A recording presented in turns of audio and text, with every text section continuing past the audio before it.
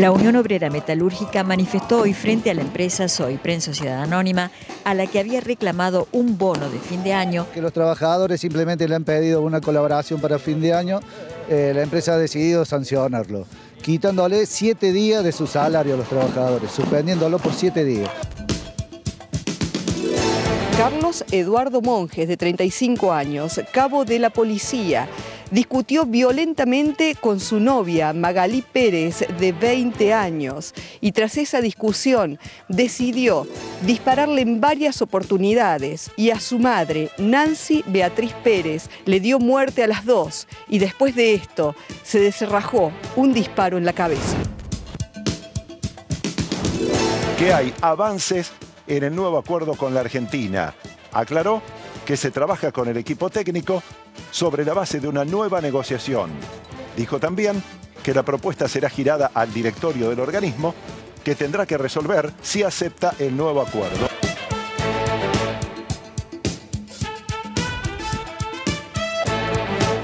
Más muertos por la bacteria del Streptococo piógenes se sumaron un chico de Catamarca, un joven de Chipoleti, un hombre de 77 años de Mar del Plata, y estudian el caso de un nene de 2 años que estudiaba en el colegio Northland de Olivos y murió en Miami. En lo que va del principio de año ahora ha aumentado el huevo más o menos 250 pesos de aumento en lo que va por cajón de huevo. Con el nuevo incremento está en 110 pesos como ser el blanco grande. Después tenés el color mediano en 110 también, el huevito de oferta en 95 pesos. El Gobierno Nacional accedió a girar por decreto a las provincias y municipios 4.125 millones de pesos del Fondo Sojero. Tras la eliminación del mecanismo de transferencia automática, un grupo de diputados activó el diálogo con los altos funcionarios para obtener el dinero pendiente de pago de 2018.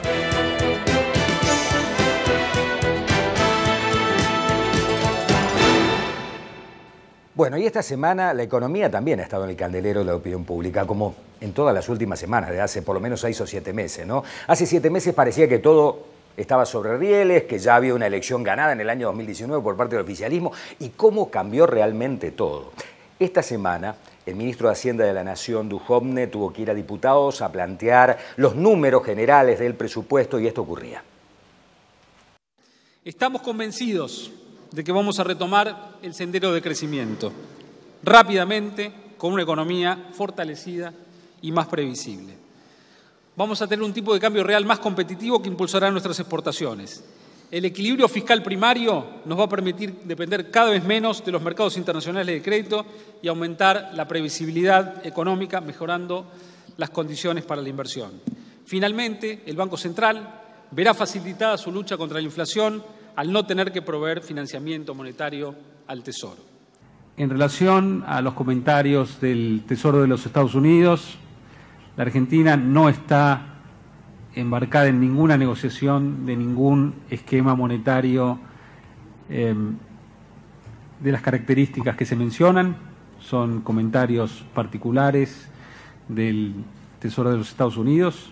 La Argentina ha adoptado un esquema de cambio flotante que con diversas variantes es el que va a mantener este gobierno.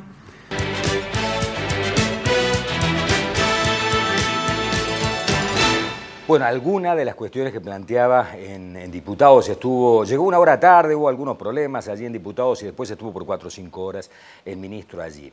Lo cierto es que desde hace varias semanas están discutiendo los ministros de Hacienda o de Economía o de Finanzas de todas y cada una de las provincias argentinas en Buenos Aires, tratar de cerrar el paquete del presupuesto y del ajuste fundamentalmente que se tiene que hacer, esto de que era mitad y mitad y después 2 tercios y 1 tercio. Bueno, está con nosotros el ministro de Finanzas de la provincia de Córdoba, Osvaldo Giordano. ¿Cómo te va, Osvaldo? ¿Qué tal? Muy bien. Un gusto. Muy bueno, mucho trabajo. Hace rato que estábamos pidiendo para que vengas y estabas casi todos los viernes en Buenos Aires.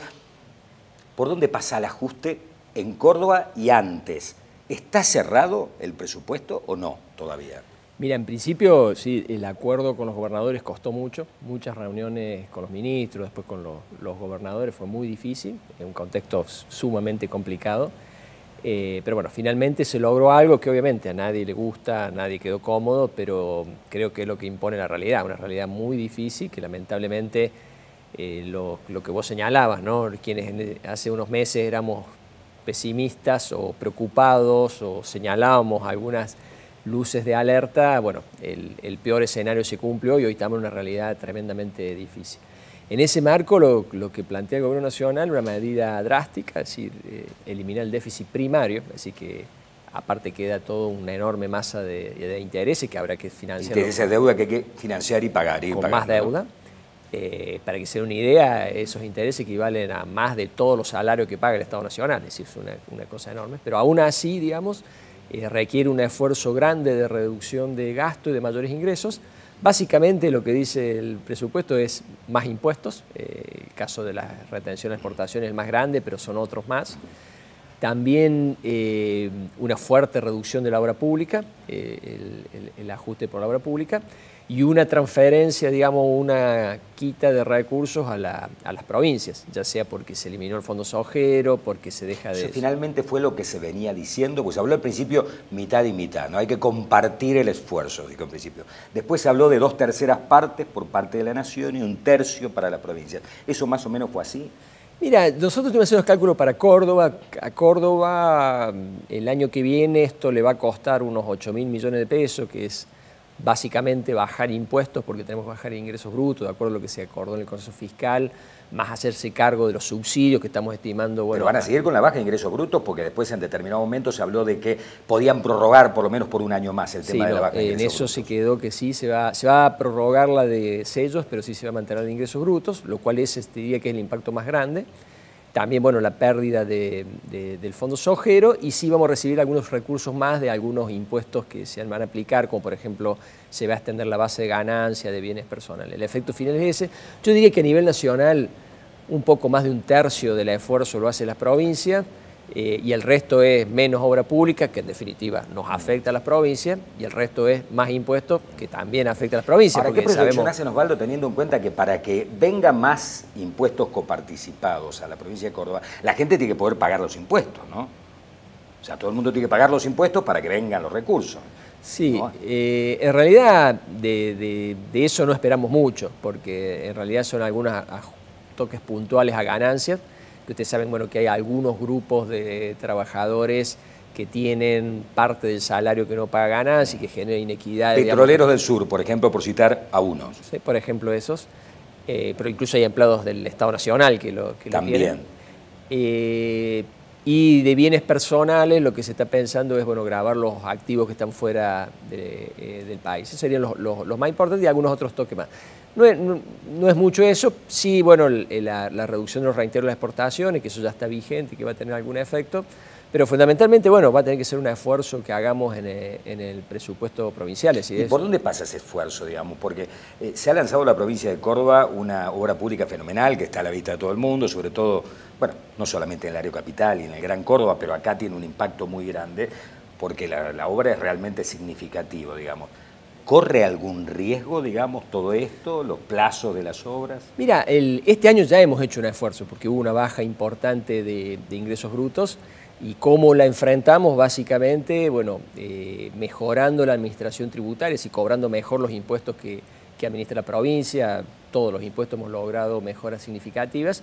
Y por otro lado, ser muy cuidadoso en el gasto operativo. Con eso alcanzó para generar ahorro, que complementado con deuda es el que ha financiado toda esta obra que vos señalas. Yo creo que el gran riesgo a futuro no es tanto eso. Yo creo que esto, como está planteado, si la economía funciona normalmente haciendo más de lo mismo, es decir, siguiendo la mejora en la administración tributaria, donde yo creo que hay todavía cosas por hacer, hay evasión, hay formas, digamos, de trabajar en eso, solo que requiere esfuerzo y perseverancia en ese trabajo, y cuidando los gastos operativos lo podemos enfrentar. El tema es que la economía se normalice, es decir, porque con estas tasas de interés y con este parate en la actividad económica, ahí sí tenemos riesgo que se caiga la recaudación y se nos haga muy cuesta arriba. Si a eso sumamos que está vedado el acceso al crédito, ahí se va a hacer más difícil. Por ahora lo estamos manejando, es decir, ustedes ven, el ritmo de obra se está manteniendo, pero no podemos negar ese riesgo, y por eso tanto el énfasis del gobernador en tratar de ayudar al gobierno nacional a salir de esto, no ponerse a discutir, y eso fue una discusión fuerte, digamos, entre los gobernadores, quién es el culpable, cada uno tendrá, digamos, su explicación de eso. No, yo creo que no es el momento es, bueno, tomemos las medidas rápido, porque si esto se profundiza, va a sufrir mucho la gente, vamos a sufrir mucho todos, y eso es lo que primó, y por eso el esfuerzo de que el gobierno tenga un presupuesto equilibrado como el que presentó. ¿Qué impacto tiene semejante devaluación en una provincia que no tiene la máquina de hacer plata, como tiene la Nación, y que tiene que honrar las deudas que ha tomado para hacer, por ejemplo, la obra pública que se está haciendo? Lo de la deuda se comenta mucho, yo eso no creo que sea preocupación, porque una deuda a 6, 7 años en promedio, entonces no es algo que seguramente cuando lo tengamos que pagar vamos a tener un escenario totalmente distinto. El problema, digamos, de la... ¿No se está pagando ahora? ¿Hay 6 años de gracia? Estamos pagando intereses, pero los intereses representan 2% del gasto total. Claro. Es algo, por más que eso aumente, no tiene un impacto. El cálculo es que el escenario va a cambiar para cuando haya que pagar capital. Por supuesto, y es deuda que generalmente se va renovando y demás. Es un horizonte largo, con lo cual es incorrecto analizarlo como si lo tuviéramos que pagar mañana. Ahí sí, claro, bueno, tendríamos un problema, pero no es ese el caso. Sí preocupa, digamos, el parate en la actividad productiva, bueno, que la salida sea aplicarle impuestos a las exportaciones. Bueno, Córdoba es una provincia fuertemente exportadora, es decir, mucho más exportadora que el resto. Entonces, todas estas medidas nos generan problemas adicionales que ojalá no se profundicen. Esa es la meta. Yo creo que todos los argentinos debemos estar centrados en eso. Es decir, bueno, olvidémonos del porqué, digamos, con razón, digamos, se le puede recriminar al gobierno todo el error que hizo, pero ahora, digamos, el tema es salir de esta. Hace 2 semanas estuvo sentado aquí el titular de APYME Córdoba y le preguntábamos cómo estaban viviendo esta situación. Y él habló de asfixia realmente, ¿no? Sí. Y decía que más del 98 o el 97% de las pymes en la República Argentina no exportan. O sea, no tienen la posibilidad de decir, che, qué bueno el tipo de cambio. Al revés, se asfixian con estas tasas de interés porque no tienen cómo fondearse, cómo financiarse. ¿Ustedes tienen algún acercamiento, algunas reuniones con ellos para ver de qué manera puede colaborar la provincia con esta situación? Sí, digamos, somos conscientes de eso. Además, la Argentina tiene que aprender de eso, que uno no exporta de un día para el otro. Así el dólar sube a 20 y rápidamente uno sale a vender. Los mercados, digamos, de exportación, y lo muestran la experiencia de países vecinos, se ganan con el tiempo, la perseverancia.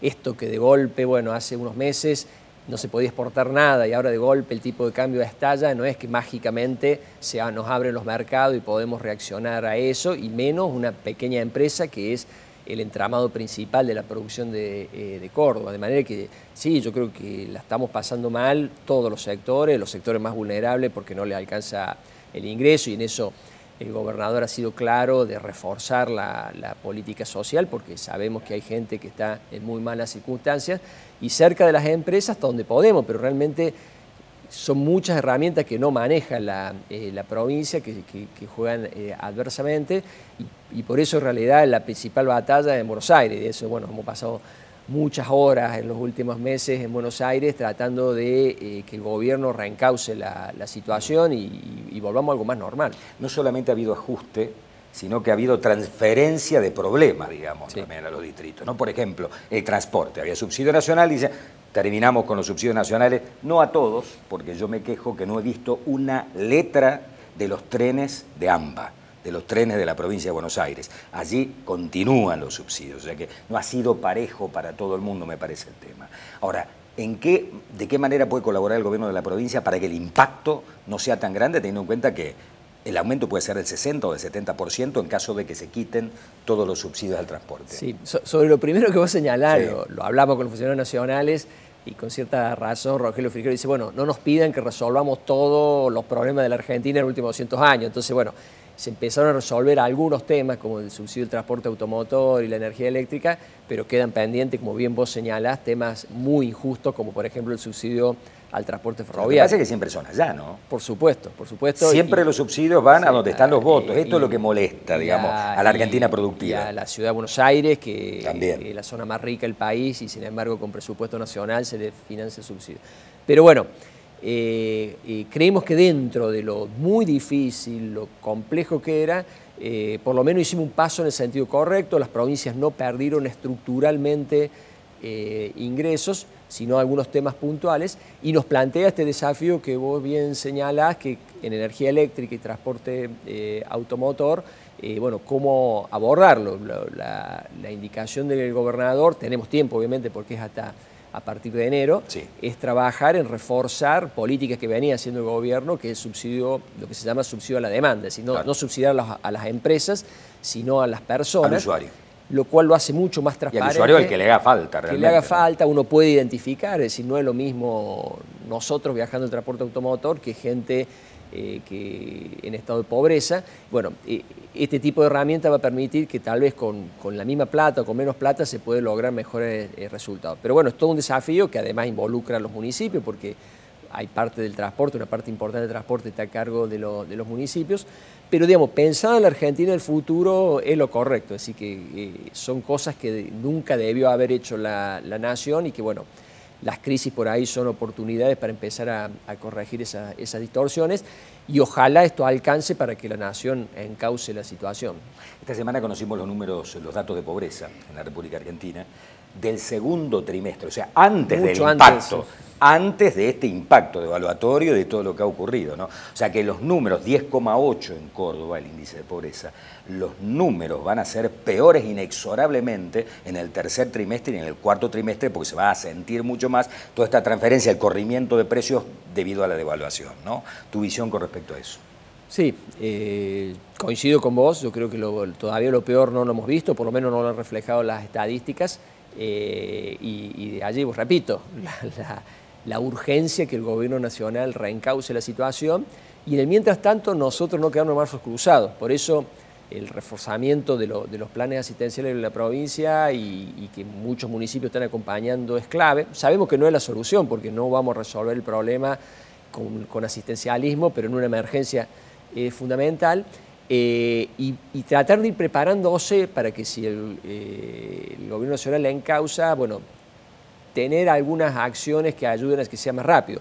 Por ejemplo, el haber aceptado la baja de ingresos brutos, aun cuando es un desafío grande y pareciera, bueno, que cómo hacerlo, por qué hacerla en este momento de crisis, me parece que es una decisión acertada, más allá de que es un esfuerzo que vamos a tener que hacer todos los cordobeses, porque da una señal a quienes que piensan un poquito más allá del corto plazo, decir, bueno, vamos a hacer un sistema tributario más ordenado, que no compite tanto con la inversión, que Córdoba, digamos, lidere la baja de impuestos, también es un factor que contribuye, lo mismo que toda esta inversión que estamos haciendo, de que, bueno, Córdoba no es una isla, no se escapa de los problemas de Argentina, pero tiene gestos, tiene acciones que van en sentido de más inversión, más empleo, más progreso. Última pregunta y está relacionada con ¿qué se habló en estas reuniones aparte de esta cuestión vinculada al ajuste y la aprobación del presupuesto? ¿Alguien dijo cuál es el plan productivo para Argentina? Porque uno escucha por allí solamente dos cosas, ¿no? Que llueva, por favor, para que tengamos una buena cosecha y san vaca muerta, que vengan las inversiones. ¿Hay alguna otra cosa? Mira, lamentablemente las emergencias es como que te hacen olvidar y perder el horizonte, ¿no? Y bueno, ¿cómo salimos de esta? Y que no está mal, digamos, porque obviamente si vamos al precipicio, bueno, hay que parar esto. Pero yo creo que, bueno, se salvaron algunas cosas. Esto de ingresos brutos, por ejemplo, es un tema que, bueno, es una señal. En un escenario donde, bueno, el gobierno nacional ha aumentado impuestos muy malos como las retenciones, que, bueno, que mantengamos esta política, más a pesar de todo, yo creo que es un gesto. Y yo creo que sobre todo está el anhelo de decir, bueno, salgamos rápido de esto para que podamos hablar de los temas importantes de la Argentina, que bueno, lamentablemente en esta situación es muy difícil hacerlo. Osvaldo, muchísimas gracias. Antes vamos a presentar la nota sobre la muerte, la desaparición física del exgobernador José Manuel de la Sota. ¿Cómo te enteraste? Estaba justo una casualidad, porque es raro, bueno, viendo televisión el sábado y me enteré, la verdad, un shock tremendo, un shock muy fuerte. Una noticia como muy inesperada, ¿no? Absolutamente. Muy conmocionante, aparte por lo trágico del accidente. Sí, y que, bueno, nos demuestra, ¿no?, que por ahí no dimensionamos los humanos lo que somos, ¿no? De que en un segundo puede cambiar todo. Yo creo que, bueno, es un espacio, son esos golpes, ¿no?, que te llevan a la reflexión, bueno, y una creo que una gran pérdida para Córdoba y para el país sobre todo, porque creo que era una persona que podía todavía aportar mucho al país. Gracias, Osvaldo, por haber estado con nosotros. Y nosotros presentamos una nota que está relacionada con el tema. Nosotros grabamos el día viernes siempre. El sábado, cuando estaba terminando nuestro programa, la emisión de nuestro programa, vino la primera noticia. Una hora después del accidente, que fue cerca de las 8 de la noche, la muerte de José Manuel de la Sota en un accidente realmente trágico. Paradójicamente, en la autovía por la que él tanto peleó, ¿no? Que no pudo terminar, la terminó Schiaretti finalmente la autovía, pero de la que tanto habló y por la que tanto peleó, y algunos se quejaban y decían, sí, lo que pasa es que él se mudó a Río Cuarto y por eso tendría que haber hecho la de San Francisco y todas estas discusiones, pero como dice Osvaldo, en un segundo se pierde la vida, falleció José Manuel de la Sota y el impacto fue muy grande aquí en Córdoba. La noticia causó sorpresa y conmoción. Pasada la hora 20 del sábado, corrió el rumor y en menos de una hora se confirmó.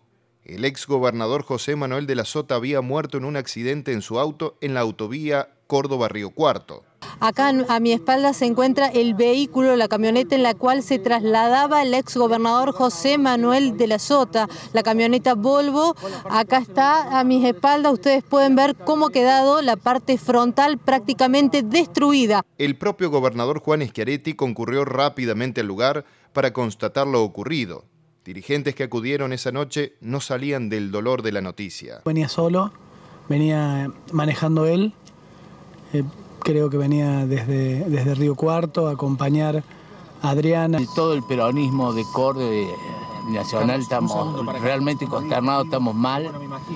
Se ha perdido un líder que no tenemos dimensión de lo que era de la Sota, el líder que era y el líder que podía ser. No solamente un amigo, sino haber tenido el orgullo de trabajar con un dirigente que hizo historia como peronista en esta provincia. Con el correr de los minutos se conoció el testimonio de Norma, la peluquera de la Sota, quien fue una de las últimas personas que estuvo con él esa misma tarde. Contó del cumpleaños de su hija, estaba muy cansado, se durmió 3 veces en el sillón, cabeceaba, se durmió y me dijo que estaba muy cansado, que había dormido poco. Y de acá se fue diciendo que el 29 estaba de vuelta. Finalmente, el domingo, al comenzar el velorio, se vio probablemente la imagen más simbólica de la despedida. Para el peronismo de Córdoba, para la sociedad cordobesa, es sin duda una gran pérdida.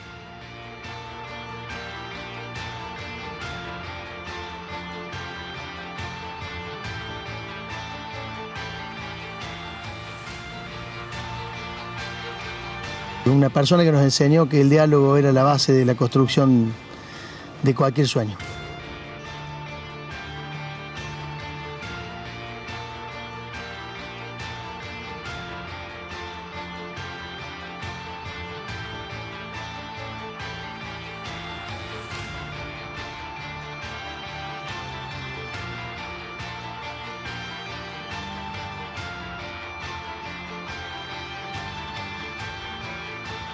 Después que nos ganó a nosotros la elección, se encargó muy bien de construir su poder vinculado a la gente, ¿no?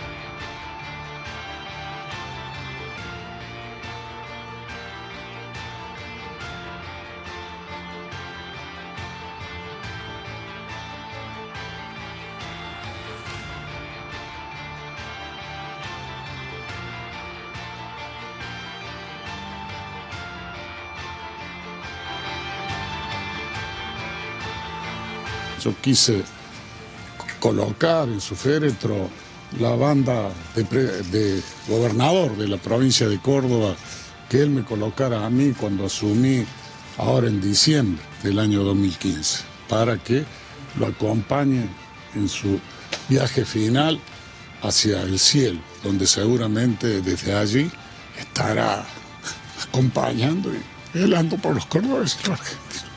Muchas gracias.